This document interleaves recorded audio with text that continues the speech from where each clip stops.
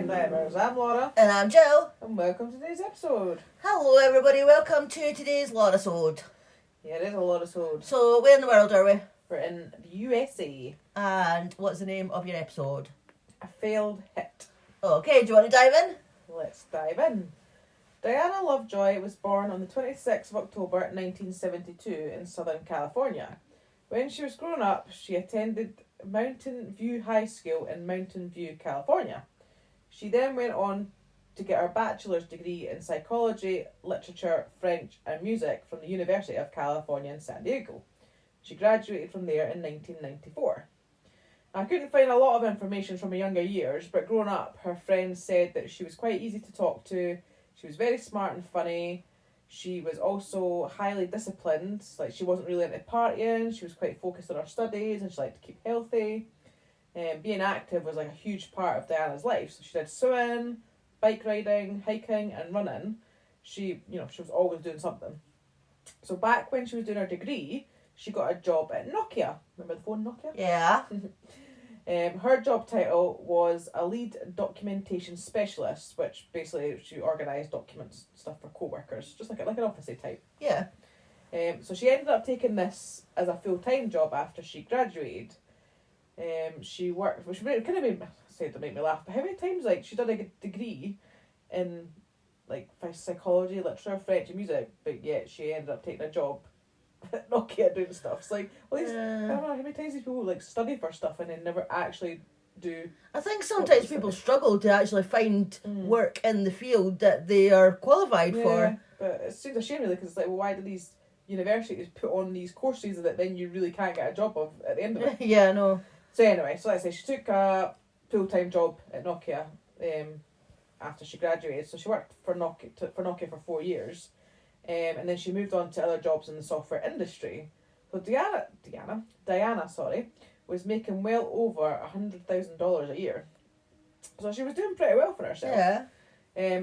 So we were now in March 2005, and Diana had wanted to meet someone, so she was on a dating website. And this is where she met a man called Greg Mulvihill. He was 34 years old, and he also loved fitness. So that was something that they obviously had in common. Uh-huh. And he also worked in tech. So, there was a few things there that they could really, really connect on. Yeah. So Greg, he was born and raised in Oregon, but he ended up moving to California in 2000 to work as a computer programmer. Greg, he was also very successful in his career. He was very focused and determined, so he really matched Diana's energy. So they just seemed like a perfect match. Mm-hmm. So they started a relationship, and everything was going great. It seemed like they had met the perfect match in each other. Their friends and family could see how happy they were with each other at this point in their lives. So everything was going great. So after 2 years of dating, they got married in the August of 2007. They then bought a home together in Carlsbad, California. And Carlsbad is known for its beautiful beaches, lagoons, high-end shopping, and it's home to Legoland. There's a Legoland. There's obviously Legolands in a lot of places. Yeah, I was going to say. Yeah. That sounds nice though, with the beaches and everything. Lagoons and stuff, yeah. So things, they're going great. They're happily married, they're both successful, they're building a very good future together. Mm-hmm. But in 2008, Diana decided to leave her job temporarily, as she actually wanted to see if she could make a career in physical fitness, because as I said before, she was really into her fitness and healthy lifestyle, that sort of thing. So she wanted to make a career out of it. She dedicated her time to being a fitness coach and helping people train specifically for triathlons. And around this time, Diana actually became a YouTuber. Alright. And this was actually quite in the early days of YouTube. Yeah. So she did cooking tutorials, showing people quick, healthy, ready-to-eat meals. So I did actually watch every one of her videos. Oh, is it still there? Yeah, you can still find them. And to be fair, she came across as very nice in her videos. Obviously, wasn't really interesting to me as such. Yeah. But, if you're into your fitness and your healthy eating, then do you know what? It's probably something you'd be quite interested in. I was just thinking, that's definitely not us, is it? Not us, no. We don't eat healthy. No, we like fitness. We just sat and ate steak bakes and cream cakes for lunch, haven't we? From Greg's. I'll tell you, if anybody who's not from Britain comes over to Britain, go to Greg's. Greg's the Bakers. Yeah, Greg's the Bakers. The food is amazing. Yeah, so we've stuffed ourselves with that. Yeah, and then ate some of your daughter's crisps as well. Yeah, that's true. So anyway, back to the case. So Diana and Greg decided that they want to have a baby. So unfortunately, this wasn't easy. Diana actually suffered 8 miscarriages, which of course must have been like so That'd be difficult to go horrendous. through. And with each loss, it did start to affect Diana and Greg's relationship as well. Yeah, I get that. I think it must have put a lot of stress on the relationship, which you can understand. Totally. So by the 8th miscarriage, their relationship looked like it was actually coming close to ending. They were arguing a lot, things just weren't the same, but they must have decided to like put that aside, because they did decide, let's just try one more time. Right. One more time for a baby. And this time, she did actually manage to carry a baby full term, but it was far from easy from her. Mm-hmm. She was considered high risk from the beginning, and Diana faced like a really difficult time throughout. She felt sick, she was weak, some days she couldn't move, but thankfully she did end up delivering a very healthy baby boy on the 12th of September 2012. So that's it's good. worth it, yeah. Yeah. So naturally they did experience a lot of joy after finally having a child of their own, but after everything they had been through, they still weren't happy with each other, so the damage was done. Yeah, I think the damage was done, which kind of, it's hard to say, but I just think, I'm not surprised, but I just thought if, they'd had all those miscarriages, clearly things weren't right in the relationship. As I said to you, people thought, that it was close to ending, but then they thought, no, we'll still try for a baby anyway. It was like, well... It sounds like they were trying to like cover up their problems with a sort of plaster, like, we'll have a child, that'll make it better. Yeah, so maybe they thought maybe having a child might fix their problems, but yeah. As I said, after the initial joy, the cracks were still there. Yeah. So Greg, he was actually unemployed at this point, and he actually left Diana with the pressure of being the sole breadwinner, as well as becoming a new mum, which of course took its toll on her, because she was trying to juggle being, having a career and, being a mum as well. Yeah. And obviously she knew she couldn't really pursue her passion for fitness full time, but she did continue that on the side, and she picked up another senior technical writer position at Salesforce in May 2014. So she was still doing well for herself. Yeah. But being a mother and a full time like worker, as I said, it wasn't easy for Diana, especially she suffered from chronic fatigue and possibly fibromyalgia. I know what you mean, and I don't know how to pronounce it either, so there's no point in asking. It's basically like having pain and like tiredness. It's all like the time. chronic pain, isn't it? That fibromyalgia. Yeah, I'm not sure how to pronounce it. We're not great with the medical terms, but yeah. So Diana was convinced her son also had it. I don't know why she was convinced of that, but she was convinced of that. So by 2014, Diana and Greg hit a breaking point in their relationship, and one of the reasons reported was it was down to Diana's paranoia that her son was sick. Okay. She refused to take him to anyone, but she insisted on giving him large doses of medication. And Greg, he didn't actually believe their son was sick at all. He was actually very against him getting like any medication, because he didn't think there was anything wrong with him. Yeah. So like I said, obviously, their relationship had completely hit a breaking point. So Greg actually filed for divorce in the August of 2014.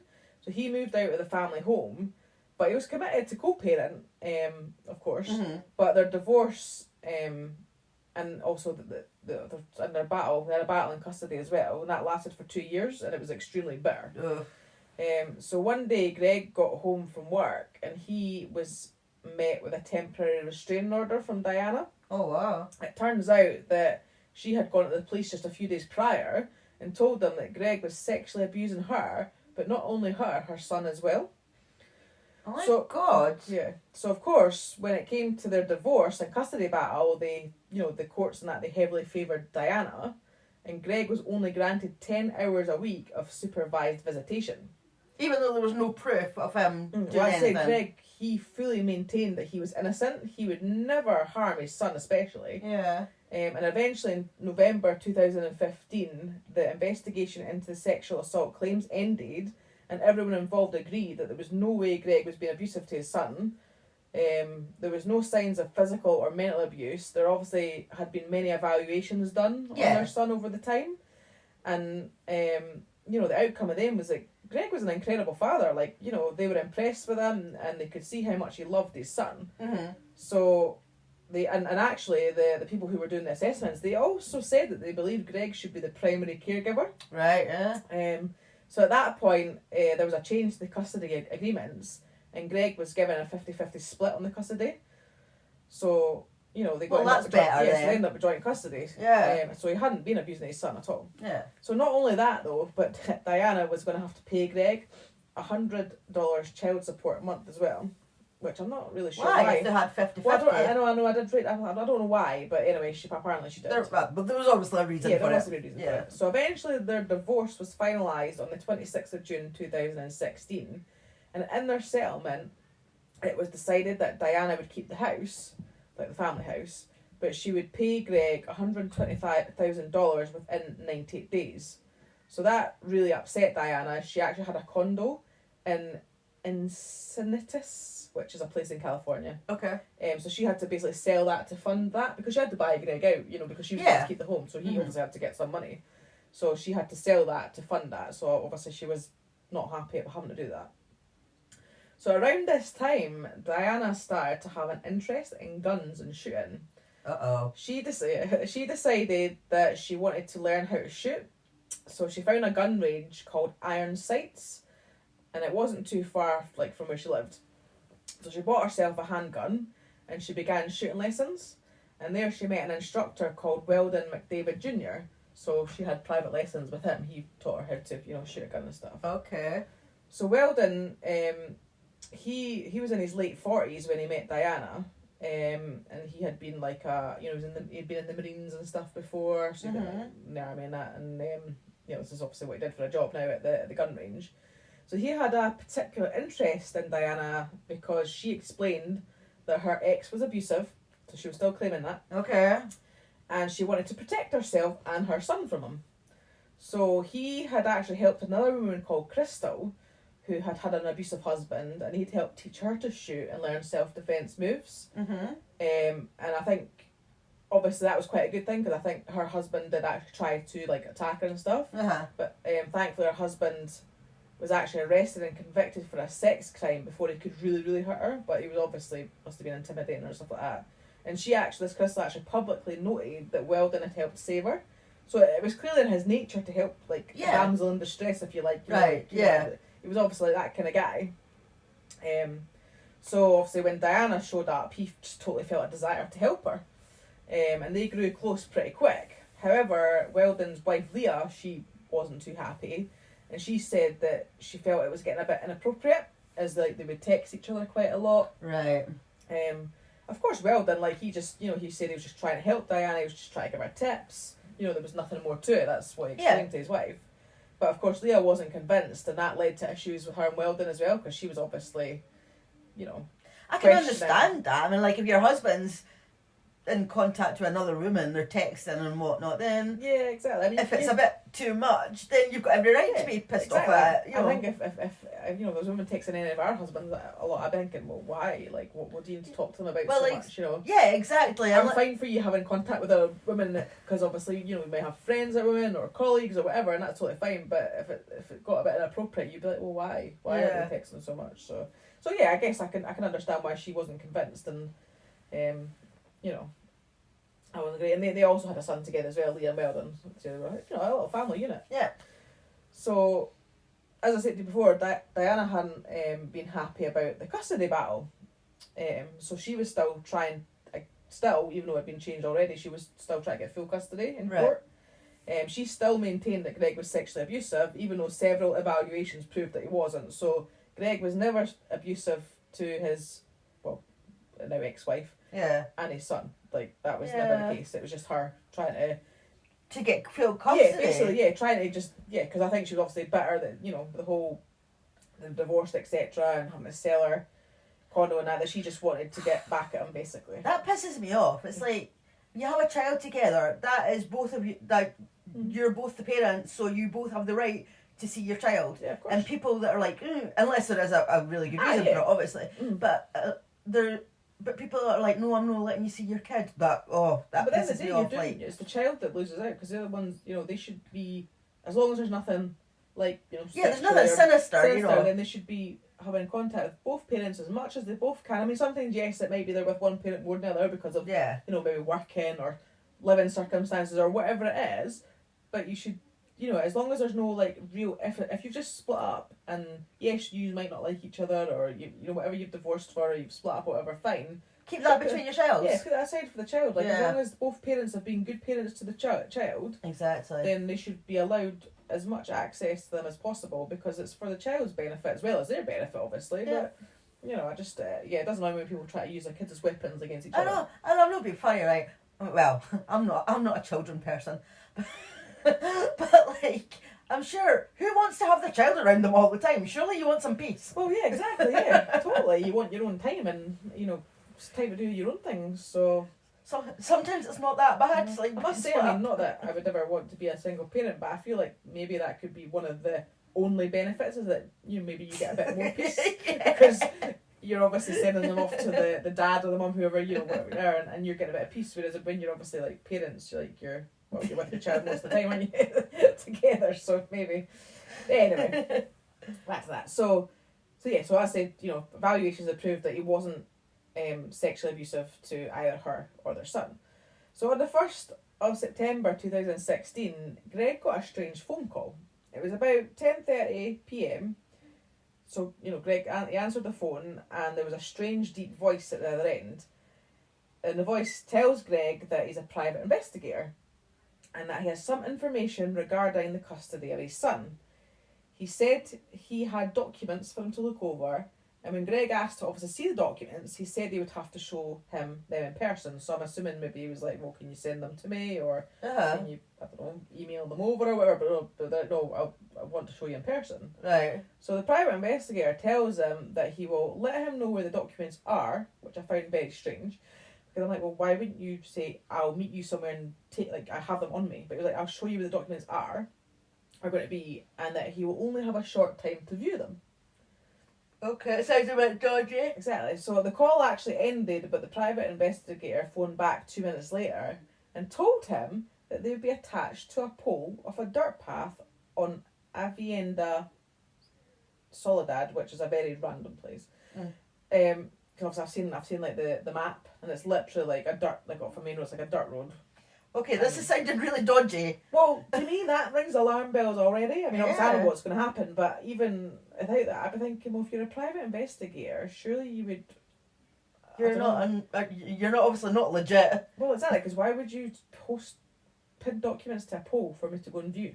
I don't understand that. But anyway, that's what was said.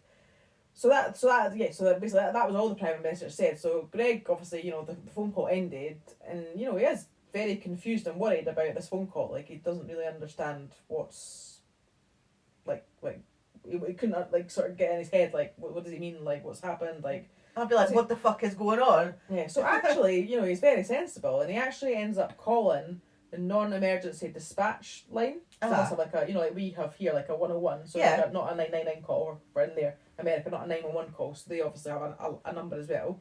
So he phones them to see what they think about that, because he does think that there's a bit off. So, apparently though, the operator on the phone said that it was up to him, but they did tell him it seemed a little off. Okay, that's helpful. Well, that's what I thought. I was like, well, that doesn't really sound helpful at all. So, anyway, Greg decides to go because, you know, he said he felt that he had worked so hard to clear his name and get joint custody, so he wanted to see what these documents said, basically. Right, yeah. Because, you know, he'd worked so hard to get to that point that he was like, well, I don't want something to, you know, change that again. But he did decide that he shouldn't go alone, so he actually phoned his boss, who he's actually really good friends with, Jason Kabach. So he agreed to go with him. So they headed to the location of the pole. So it was actually about 11 o'clock by this point. If it had been daylight, it probably would have been quite easy and fairly safe to go in, like, the place where it was. But as it was a very dark night, they only had a small bicycle light, and their only weapon was a child's baseball bat. Okay. So of course they arrived, they find the pole that the documents were meant to be linked to, but all they found was an Angry Birds towel. Do you know Angry Birds? An Angry Birds towel? Yeah, on the floor. Okay. I've actually seen a picture of that as well, the Angry Birds towel on the floor. So of course they did both feel quite uneasy about the situation, so they're just sort of looking around, like, you know, just sort of looking around the area that they're in. So Greg shines the light around that they've got. And it's at that point when he realised that they weren't alone. Oh God. He's shining the light around, and he sees a man lying in the dirt, dressed in camouflage, pointing a sniper rifle Oh at my them. God. So, obviously it's a bit unclear, but one of them yells gun or run, not sure which. So basically both Greg and Jason start running and the man starts shooting at them. A total of 7 shots were fired, and luckily only one shot actually hit Greg. He was shot in the chest, and luckily it was like, I can't remember, it was like on one side of his heart, but it missed his heart, thankfully. But he didn't actually realise until he got back to the car that it was that bad. So he obviously did feel getting shot, but the adrenaline probably of getting away, didn't quite realise how bad it was. So they got back to the car, realised, I think they must have started driving a bit, because then it said that Jason actually pulled over and he called 911. So Greg was quickly rushed to hospital and police, of course, went out and searched for the shooter in the area that they'd been in. And at first they thought it was just like a random shooting. Like they didn't, obviously at this point, didn't really know what was what. And they didn't find any shell casings, so that also made them think that the shooter had experience, like, to pick up these shells. Mm-hmm. Sorry, I'll take them off now. But what they did find was another towel with human faeces all over it. Lovely. And this was left where they think that the shooter was lying down, so they actually think the shooter was lying on that towel. What, so he's lying as shit? Kinda, yeah, that's basically Why would you do I that? have no idea. It's random. Very. So one police officer remembered that Jason had called, not Jason, I wrote Jason, I mean Greg. I just realised that. That Greg had called the non-emergency line, and he confirmed that, and also told that, so obviously they must have spoke to Greg about it because he was fine in hospital.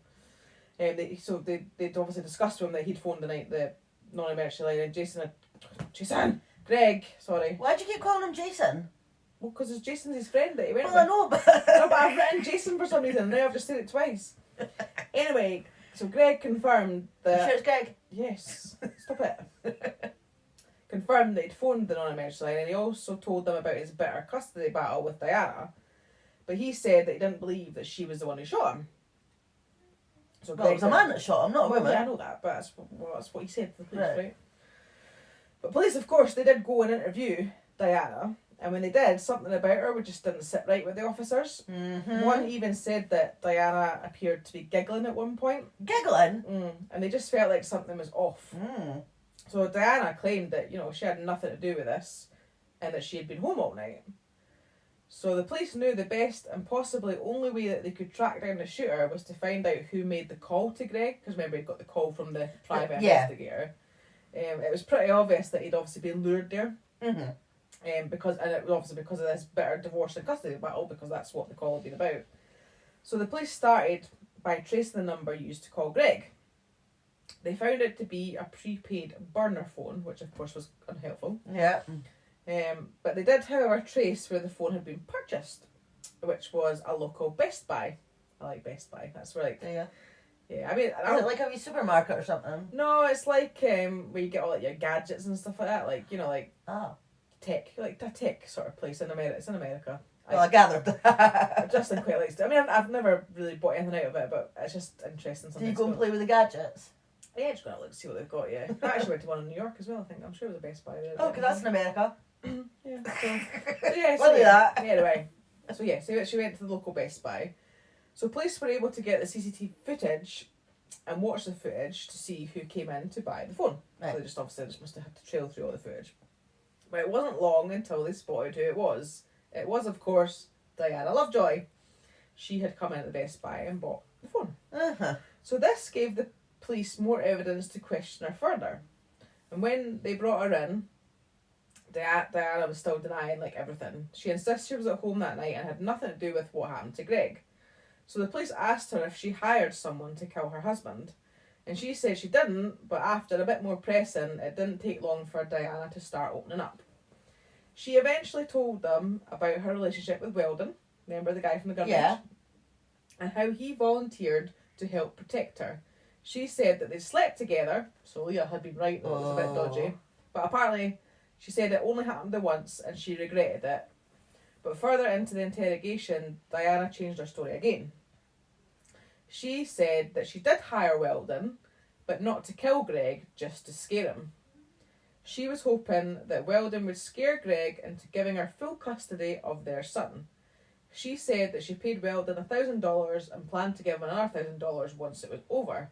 She never wanted him to kill Greg, but wanted Weldon to confront and intimidate him. So police obviously asked her to explain exactly what happened. Mm. So she said that she picked Weldon up at the park and ride, and that he was carrying what looked like a rifle case. But when she asked him what was inside, he told her not to worry. She said that she didn't ask any more questions. She then confesses to picking Weldon up after his run-in with Greg and Jason, and he told her that things went wrong. Diana said that Weldon told her that he had no choice but to shoot. So as soon as Weldon is named as the shooter, a SWAT team basically were dispatched and raced straight to his house. Mm-hmm. They did, however, ring the house phone, and I guess luckily spoke to Leah before, like, I thought, well, it could easily be Weldon that picked up the phone. But basically, they basically gave her a heads up that they were coming, so they told her to get her son and get out of the house. Right, yeah. Because they were planning on arresting Weldon and searching the house, and they didn't want to scare Leah. Yeah. Oh, and her that's son. good. So I Yeah. thought that was actually quite good, actually. Yeah. Because I didn't think they would have done that. I thought they would have No. just appeared, but no. So obviously, they arrived at the house, the SWAT team, and they started looking for the gun that was used to shoot Greg. So they did find lots of guns, which, to be fair, well, one, you're in America, and two, if he does work at a shooting range, I guess that's probably maybe normal. Mm-hmm. But eventually in the garage they found dismantled parts of an AR-15, which is what they believe was used to shoot Greg, or shoot at Greg and Jason. It was hidden under piles of foam and sleeping bags, and the AR-15 also had a silencer on it, which is illegal in California. Alright.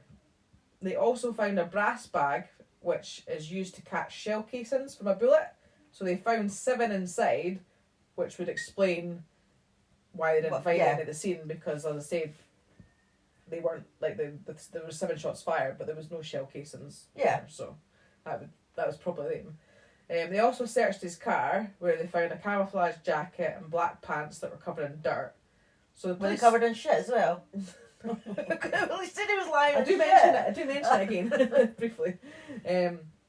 So the police had pretty much hit the jackpot, and they now had a strong case against Weldon. Yeah. So just like Diana, Weldon denied, because obviously they arrested him, and took him in for questions. So just like Diana, Weldon denied having any connection to the shooting.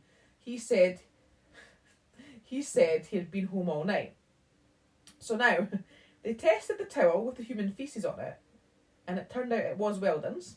What? He still tried to deny it, obviously being involved in anything, and the reason that, because obviously He was rolling around in his own shit. okay, so he still denied that he'd shot a bait. Apparently he must have admitted that he was out on the dirt road, but the reason that he was out on the dirt road was because he was going for a run, and he needed a poo, so he used the towel to wipe it and leaves it there, and I wrote in brackets, bullshit. No pun intended, well, pun intended actually, yeah. He said that the towel was just there, and he hadn't actually brought it with him. He reckoned that he just found the towel. The towel was just there. It was just there, yeah. Which, yeah, I reckon. So the police already knew that the towel belonged to Diana, as there was another towel at her house that was the same. Oh, okay. So basically, it was a set of towels. So yeah, so he knew that he was talking bullshit on that as well. So again, I think he obviously gets a bit of like oh fuck, I think I've been rumbled here. Yeah. So his story starts to change, and he now says that he's been set up by Diana. Oh, of course. But, the police didn't believe them at all. So, on the 12th of September 2016, Diana and Weldon were arraigned on charges of conspiracy to commit murder and attempted murder. They both pled not guilty, and the trial was set for October 2017. It was said that it was never the intention to kill Greg, but all about Diana trying to get information she could use against him to reopen their custody battle. And according to Weldon, he was simply there to take a video of Greg. So this is what was said in the trial. But I mean, if that was the case, why are you on the ground in a sniper position with a sniper. Well, If that exactly. was your intention. Yeah, I don't get that at all. Yeah. He was asked why he did go with a gun. Mm-hmm. And he said that as he had been in the Marines, he was taught to always be prepared. What, so he walked around with a gun with him all the time then, did he? Well, that's what he said. And apparently Diana had told Weldon that Greg was a drug user, so he took the gun in case Greg tried to cause him any harm. Okay. Which Greg... Well, just because he's a drug user... Well, not that he is a drug user, I'm assuming, but that's how... So basically they're saying that all drug users are violent, dangerous people, are they? Yeah, apparently so. Right, okay then. And apparently Weldon also said that he heard Greg say that he had a gun, so he shot at him in self-defence. But obviously... But it's a self-defence. Yeah. He wasn't doing anything. Exactly. But this is where I thought was quite crazy, was that there was actually 3 witnesses that were brought in to testify that if Weldon had any intention of killing Greg, his shooting would be so precise that he would have no problem even in poor light. So basically these witnesses were saying that clearly Weldon didn't intend to kill him, because obviously he was an ex-Marine, so he would have managed to do it. But if that was correct, and that he was such a good shooter, he could easily have shot the flashlight out of... Because obviously there was like because that's what he said, he tried to shoot the flashlight Right. out of Greg's hand. But that's what I was saying. If that was correct, he was such a good shooter, he would have easily shot the flashlight out of Greg's hand, but he intentionally shot Greg. Yeah. But when Greg ran, it caused him to miss, obviously, the intended target, apparently. But again, if he was that good a shooter, he would have managed. Yeah. So now to probe Diana's guilt, her aunt testified that her niece pulled her aside on Christmas Day in 2015 at a restaurant and asked if she could help her find someone to kill Greg. She had all the details figured out, she just needed someone to do it. And she made her aunt promise not to tell anyone.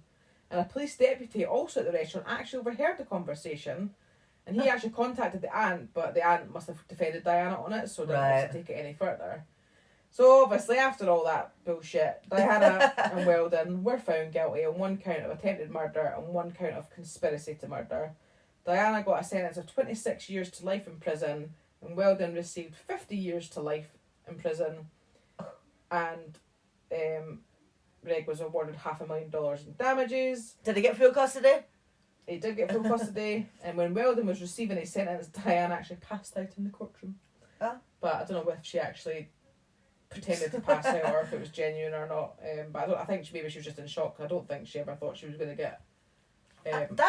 those are really long sentences. I know, 26 years to life. Yeah. And 50 then years 50 years. So it didn't obviously have been attempted to murder someone. Yeah, but it's for conspiracy to murder and attempted murder. So for once, we don't actually have a murder in our cases, but it's still a crime, obviously, because they did try to. But so many murderers have got less than that.